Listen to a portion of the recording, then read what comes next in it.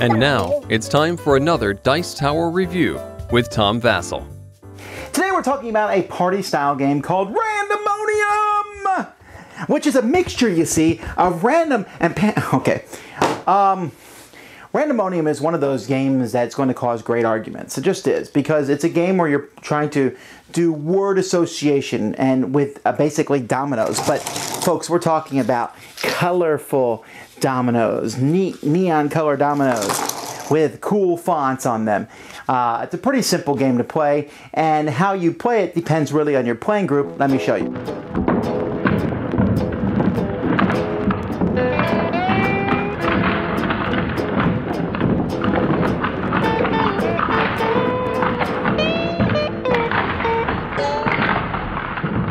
You have this huge pile of really colorful different tiles, and each person will get a pile of 10 of those and put those in front of them. And then one tile starts out here in the middle. So here we have cougar and tongue. Now, on my turn, I will be flipping a timer, and I'm going to attach this to this tile. Now, I can't attach it like this or like this. It's like dominoes. I can attach it like this, or I can attach it like this. So I might say, oh, let's see. Here we got cougar and tongue. Well, a foreign tongue. You know, I heard someone speak in a foreign tongue. And then the next one I have here is guilty and tango, or drab and bet. And I say, oh, I know. Liars are guilty.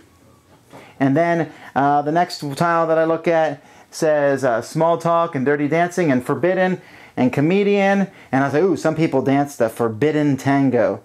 And then the next one here is woman and fireplace and educated. And I'm like, ooh, I know. Some people say that so a cougar is another name for an older woman. And you can go back and forth and just keep putting out tiles to the next person, and you can build, you know, you're allowed to build off the middle of these as long as you follow those rules, and as long as, oh, the matrix was not a lemon, as long as you can go through these. But there's all sorts of things on these. It's not just different, there's phrases, you can see senior citizen and rock, and we got Buzz Lightyear, there's all sorts of Family Guy and Sky and Michael Jackson and Taco and Napoleon, which is one of the more interesting combos I've ever seen. And you're going to keep going, and you're trying to get rid of your pile as fast as you can. Now there's going to come a dispute where you say, I drove my go-kart into the fireplace. And I say, that's the stupidest thing I ever heard. That doesn't make any sense at all. And everyone else agrees with me, so guess what? You lose that tile, and you have to draw another tile to take its place because you have lost that dispute. You can also add S's or INGs to the words to help make them make sense. Now, how tightly does it have to be extremely tight how you play the cards? The rules recommend that you play somewhat loose to let people do, to let people do more, or you can play very strictly where it has to match up as perfectly as you can possibly imagine. So it's up to your group, really. So how much do you want to bet that your group is going to fight over this? And you would know that automatically. I know that almost every group we would start out, oh yeah, oh that's good, that's funny, that's fine. Wait a minute, that doesn't even make any sense. Oh, yes, it makes sense, listen to this. And then you have a 5-minute debate over the subject. And that is what's going to happen in this game. That's what happens in these style games, because whenever there's something that you can do and people have to argue over it, it's just going to happen. So now it says think fast, make a link, laugh a lot. That's the tagline here.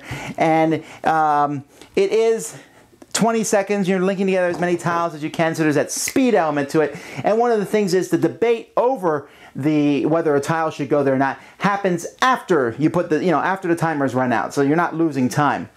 But it's interesting. I love the look of this game. It's so bright, colorful, looks great on the table. They made really easy to read font, and they did a great choice of picking all these different things. Now, be forewarned that while the game is from the Wiggles company, and they make a lot of family games, that a lot of these here have the opportunity to present themselves to a more adult orientation. And you can ignore that, and it doesn't have to come up. I don't know how to explain it, but what I'm saying is there will come times where people will match things up, and I would say, oh, well, that's not necessarily appropriate with kids around, because the tiles allow you to do that. But at the same time, I don't think kids would even notice as they were playing with each other, because they wouldn't match those things together. So there's that. Other than that, it's a decent party game. It's not bad. It's not nothing that, sets the world on fire. But if this seems like something you're interested in, then you should get it. That's such a lame conclusion. For me, it's kind of middling. Somewhere between, my 10 is an awesome game, 1 is the lowest. This is like a 5.5. It's like kind of right in the middle. It's not horrible. I'll play it and I'll have fun, but once we're done, let's put it away for several months because it was okay, but there are many other better party games.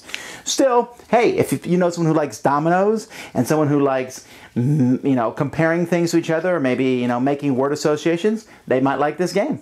Thanks so much for watching the Dice Tower videos. Find more great videos and reviews, as well as our top-rated audio podcast at Dicetower.com. You can also find the latest board game news at Dicetowernews.com. I'm Eric Summerer, and you've been watching The Dice Tower. The Dice Tower is sponsored by Fun Again Games, the world's best game source. Fun Again Games has over 5,000 games available. Check them out at funagain.com. Shut the door! That's right. Shut it. There.